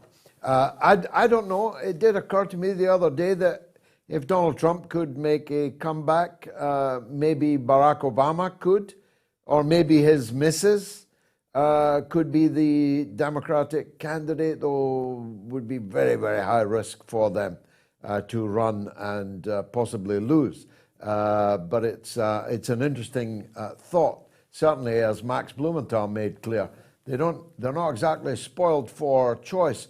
On the Super Chats again tonight, thank you for your kind generosity. Ian Robert Houghton gives £1.69, says, look at Scotch GG Tory U-turn today, who is in power. I'm not abreast of that. I'll check it out. Boke Yanduma gives €11. How does that super chat mechanism work? Boke, you just worked it, and I'm grateful that you did. Sean Daly gives £4.49. Thanks, Sean. Craig Chambers, £5. Linny Jenkins, £2. Thanks for all you do, George. Thank you, Linny. Couldn't do it without you. John Fitzy, £2. Red Cloud, £3.49. Jorge Cunha, £1.79. Make cookies, not war, as somebody once said. KP gives $5 US. Friday, cannot wait. That's the Friday MOATS America he's talking about. Sinead gives $2 US. Love you, George. Thank you, Sinead. Shannon Fontaine gives £2. David Greenwood, £10. Phil McGrath, £5. VJ Boven, £20. Dante Alighieri gives £5. The hottest spot on the interweb is the GG spot. Thank you, Dante. Michael Sherry, £10. Every blessing of the universe for all peaceful people of our good earth. Amen. Matlas X gives $5 US. Liz or Kamala, which one would you trust with a pair of scissors? And Nijus gives £2. God bless your endeavors for truth, George. Thank you. Wendy gives $10 US. Thank you, Wendy. Helen Gotals gives €2.49. More on bioweapons soon, please. Yes, we will. And Real MH gives 10 Swiss francs. Greetings to you, George. Keep speaking for the millions around the world that would say the exact same words if they are given a mic. You are the people's lawyer. Thank you. A Rainbow gives £1.79. A Slave of Allah gives 79 pence. Zyle FN gives £10. Back to the lines to Wisconsin, where it's Nick on the Biden documents. Go ahead, Nick. Hello, George. It's great to hear your cogent voice on a fine Sunday afternoon again. Thank you, sir. So I just wanted to bring up the whole Biden document situation. I know you've probably talked about it earlier in the show, but I'd just like to see how this will be handled. In Trump's case, you had the findings released within a month of when the raid happened, and we don't even see a raid developing, although documents have been found at 3 different locations from what we understand. So how do you think the law will handle this? I have a feeling that the even hand of justice might have a tremor in it. Well, they have to take account of the fact that the Republicans now control the House. And I carry no candle for the Republican Party, but I'm working on the assumption they're not stupid and that they can see an open goal and have enough sense to shoot the ball towards the goal. And I think Joe Biden's presidency is one giant open goal now. It's open season. There's an inquiry into the Hunter Biden laptop. There's an inquiry into the relationship between the Biden crime family and the Ukraine. There's now these, I understand it, 5 separate tranches of documents across 3 venues. And I've been concentrating on those piled up in the garage because I actually saw them with my own eyes in a photograph. There's Hunter, there's the Corvette, and there is a pile of government secrets. It's incredible. It's incredible that, and I bet you every president does the same thing. You know, there's certain things that would be too easy to smear them with, you know, if they left that behind in the historical record. So, you know, it just goes to show that, you know, there's deeper interests at hand than partisan views. Something else I'd like to bring up. Have you heard about this clown, George Santos? No. He is a candidate that was just elected in the Congress, and it turned out he lied about everything about his biography. Oh, yes, in Long Island. Absolutely, yeah. There's some He just invented a whole persona, yeah. Absolutely. So it's just fascinating to see with this, you know, hurricane of money swirling around Washington. You know, not even the most basic opposition research is being formulated to take down opponents or to even really investigate who their opponents are. It's just simply amazing how inadequate these people are to serve us. Well, I think that's a very powerful point, Nick. Thanks for doing it. Dr. Doom is in San Diego, where he says there's a huge egg shortage. That wouldn't suit me. Doctor, welcome to the show. What would you like to tell us? Yes, thank you, George. It is truly an honor to be on this show with the likes of Gonzalo Lira, Max Blumenthal, and Garland Nixon. I want to thank you for having me on. I work for the second largest retailer within the United States, and upon myself leaving work today, I was asked by customers whether we had eggs. And we have a whole separate dairy cooler. It is a large refrigerated room wherein we receive 2 pallets a day worth of eggs. And upon my inspection, I was assured that we would have eggs. And it appeared we had none whatsoever. And I had read earlier on mainstream media that even eggs at Walmart are $27. For 12. More than $1. I knew that eggs had reached $1 an egg. Yes. Have they now reached 1.5? I am not sure, but upon Googling this information, it appears that they are blaming the egg shortage on the avian flu, a shortage of fertilizer, and rising fuel costs. Well, at least they're not directly blaming it on Putin. We've got an egg shortage here also, which is a big problem. It's a little less of a problem this month, but a month or 2 ago, I got sent to the shops many times for eggs and had to return empty-handed, which, if you're a married man, you'll know is never a good thing. Messages coming in on Patreon. Remember, you can subscribe and support me on Patreon. I hope you will. One of our patrons, John G. Wilkinson, says, devil advocates violence over salvation. Amen. Thank you, John. Paul Cormica says, too right, John G., a bunch of devils, the lot of them anti-human beings, antichrists as well, worshipping mammon above all else.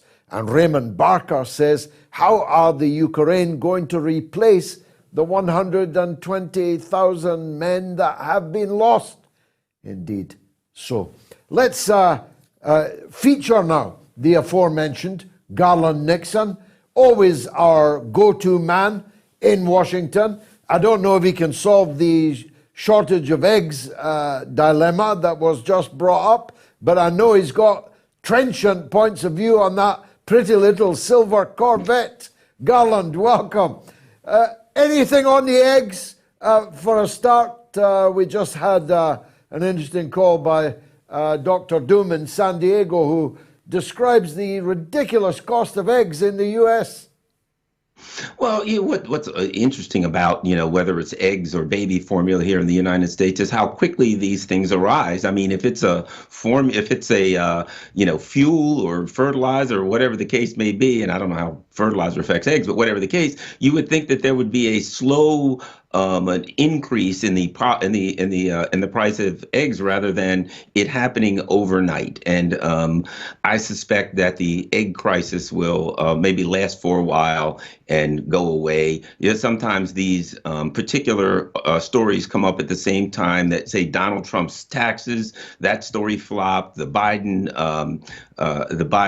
document comes out, and sometimes they give us an additional something to talk about, so that maybe we don't focus as much on some of the things that would be of much greater consequence. Not that I'm not an egg aficionado. I love eggs and baked goods with eggs, but I just think maybe we have bigger fish to fry right now.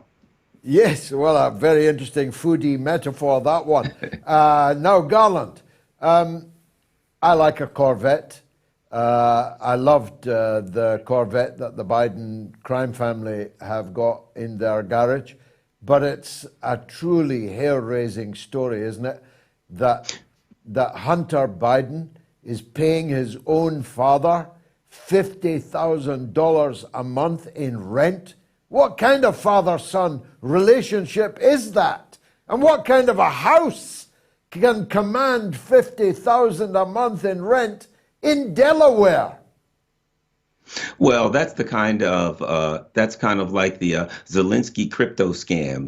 It's where you have to figure out how to move money around and you need an excuse. Let's just throw a number out there. Let's say $50,000 was 10% of some money that they had taken in that needed to go to the big guy. Well, you couldn't just hand him his 10%. So you say, well, I got an idea. I'll claim that I'm paying you $50,000 a month rent. That will constitute your 10%, and then we will all be even. So I I would suspect that when money crosses hands, especially in those amounts between Hunter Biden and Joe Biden, particularly going up to the big guy, that maybe there's a bit more to that than just rent being paid on a property. Yeah, me too. You and me both. We've obviously got the same kind of minds. What's going to happen about all these secret documents? A lot of people are writing into the show saying nothing will happen. Joe Biden will get away with it scot-free. Do you believe that? Absolutely. I think that, when you look at what happened with Donald Trump and the documents, they made a big deal out of it, probably knowing, my position on the Trump documents all along was you would never get 12 jurors to say, yes, I think that that's that's a crime that we have to convict Donald Trump for. I think they recognize that.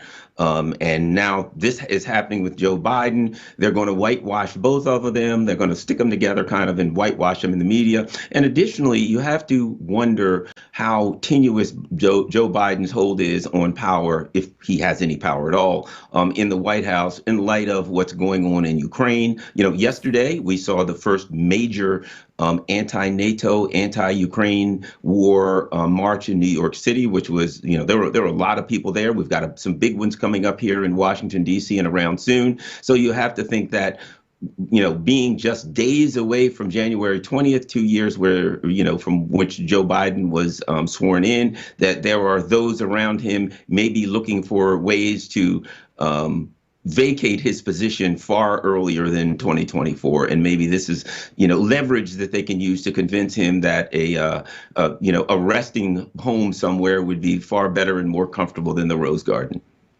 Well, our mutual friend Max Blumenthal was making the point earlier in the show that the Democrats, some of them are spooked by the apparent determination of Joe Biden to run again in 2024 and thus potentially still be the president, approaching 90 years old and not even a sprightly 90 years old.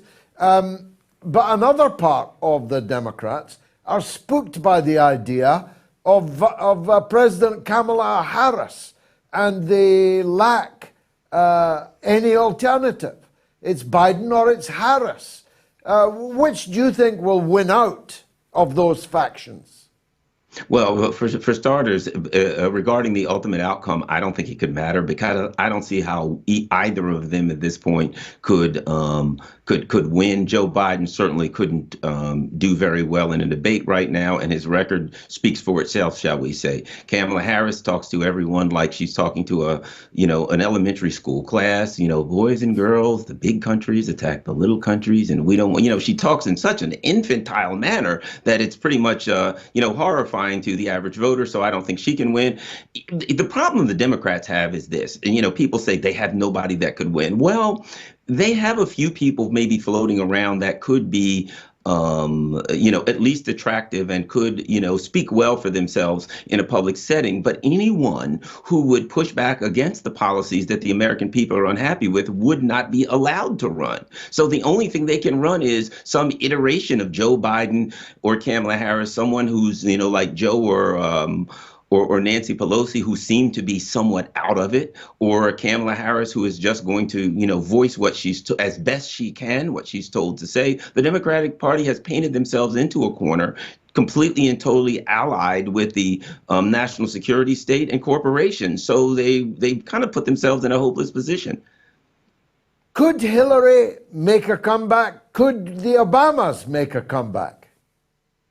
Well, in theory, a lot of people think that Michelle Obama may run. I just don't think she's a political kind of person. And the reality is they don't really know her ideology. And I'm going to say this. If you're a black person in America, this is going to cross your mind. If you're black people in America, I'm going to tell you right now, this is going to cross your mind. She is a black person of black former slave heritage. And from the perspective of most black people, Barack Obama is of mixed race. Kamala Harris is of mixed race. The idea that a black person who is of a black slave heritage would be allowed to be the president of the United States. Most black, I mean, I'm just being honest with you. I don't know if it's true or false, but most black people would say no, she would not ever be allowed. A member of the quote, peasant class, if you look at it through the lens of the ruling class in America, she wouldn't be allowed to be president. I don't see that happening. Now, finally, Garland, and I'm grateful for you joining us. Where lies the security apparatus now that they have been exposed so thoroughly in the Twitter files? It's true that these files are not on mainstream television and they're not on the front pages of mainstream newspapers, but the entire political class has now read them. The entire journalistic class has now read them. And the exposure of the FBI and the CIA has been phenomenal.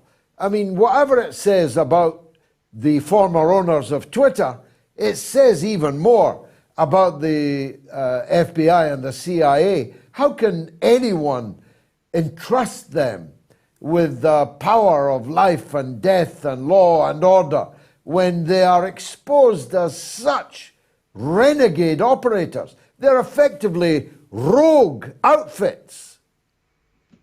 Yes, they've been exposed, particularly the FBI, if we look at, going after the Communist Party, calling people, everyone that they didn't like a communist in the 50s and 60s, going after any of the anti-war people in the 70s, the Black liberation and in the 60s and 70s. What we found out is nothing's changed, that they're the same. But there's another, there's another group that's been exposed, and that is the so-called oversight groups in Congress. This is clear, but what we've seen is not only does Congress not involve themselves in the oversight that they are accountable for constitutionally, but that they have been part of it, part and party of these actions with intent. That, Adam Schiff and others were sending names to the FBI. They were doing end rounds to the Constitution. So how can congressional oversight exist if Congress is part of the problem? Where is, and as an organization I'll bring up again that I was a part of,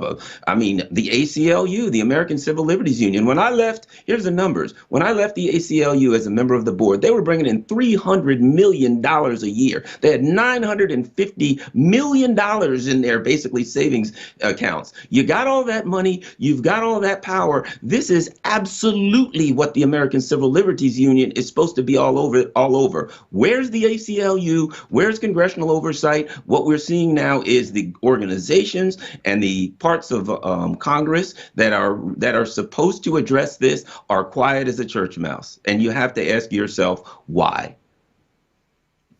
Lastly, I said lastly, but this is really lastly.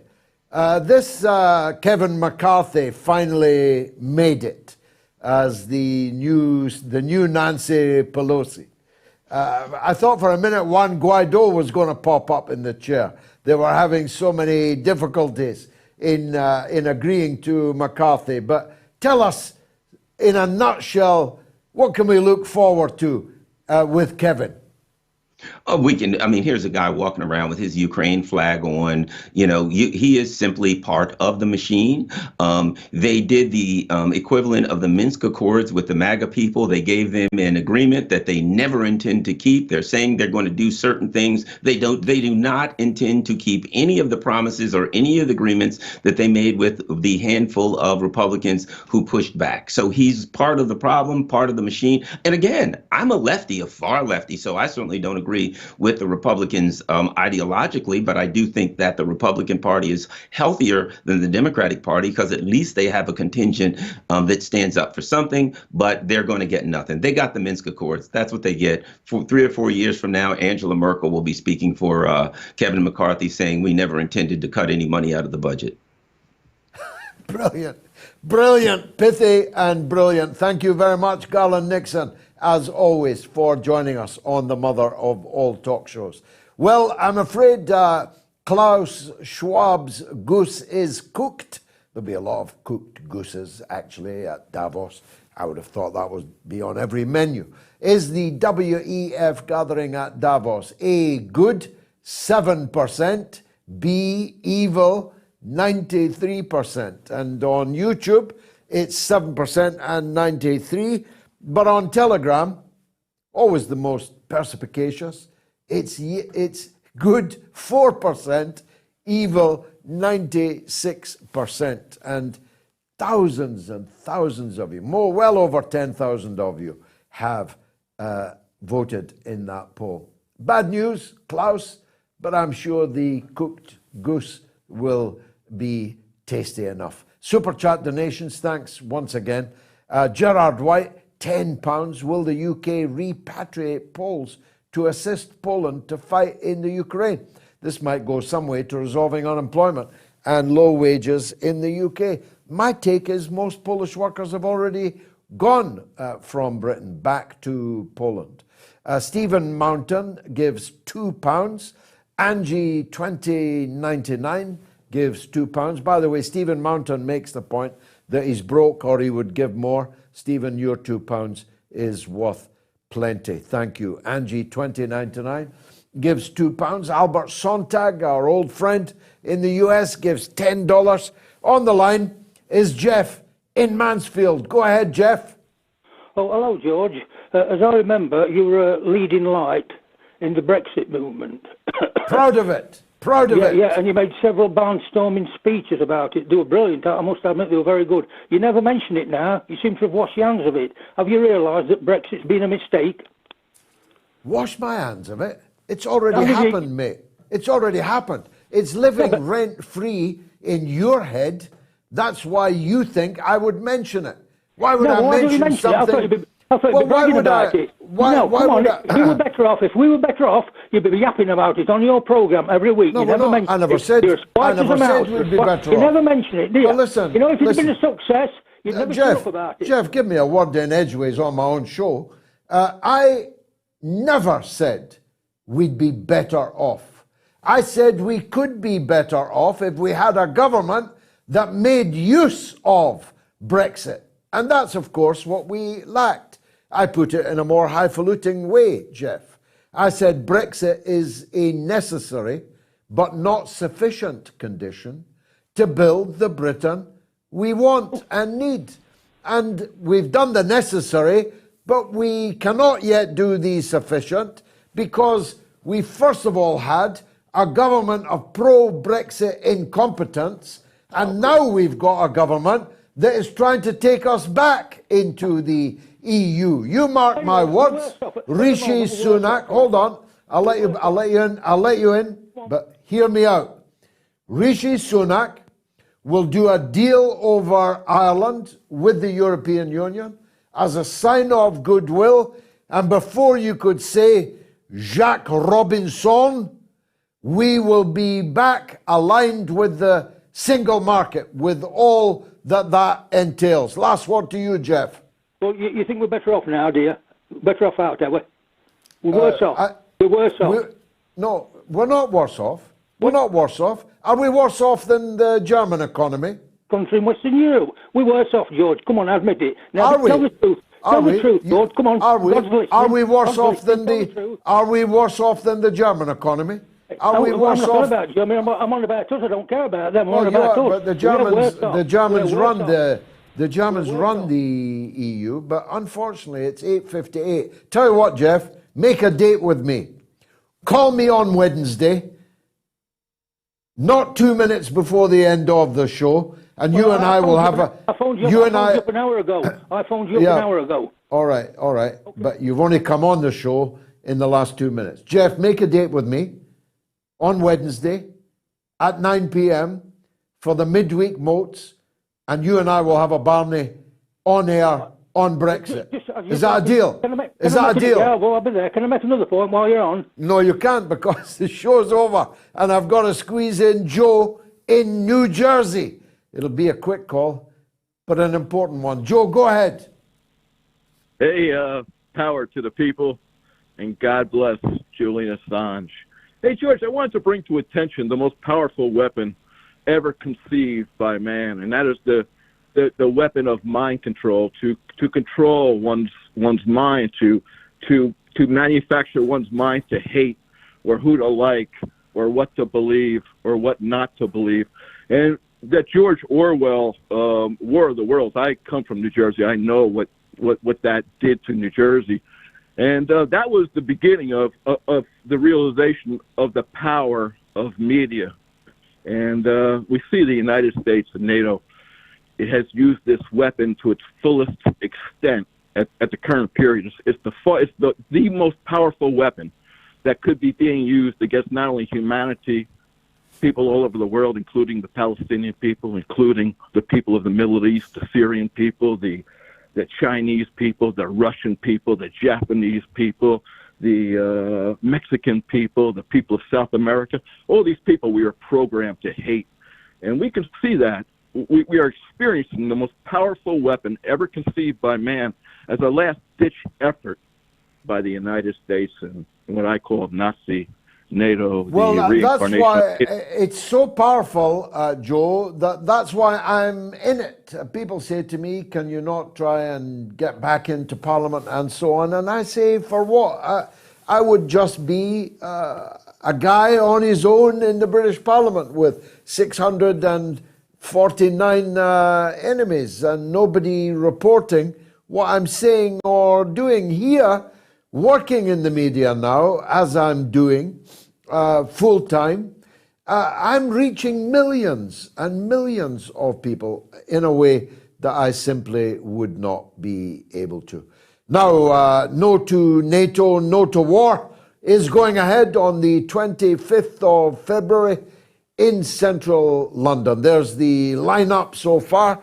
2 former British ambassadors, Peter Ford and Craig Murray, 2 members of the European Parliament, Claire Daly and Mick Wallace, 2 former members of the British Parliament, George Galloway and Chris Williamson, and 2 members of the American nobility, so far as progressive causes are concerned. 2 of the American real royal family, the family that stands up for the people. Husband and wife team, Max Blumenthal and Anya Parampil. Get your tickets now. £5 to go. We'll tell you where exactly nearer the time for obvious reasons, but it's in central London on the 25th of February, Saturday. Make your transport arrangements now. And don't forget, I'll be in Sunderland on Tuesday, the 7th of February. Still some tickets left for that. There's the graphic. Sunderland on the 7th of February. Make sure you get your ticket now. Well, it's been marvelous for me. I hope it was for you. The show has absolutely flown by. A record audience, I'm told, certainly in recent times. 2 great guests, some great calls, and not a bad monologue from yours truly. If you agree, then come back on Wednesday at 9 p.m. UK time for the midweek mother of all talk shows. Good night.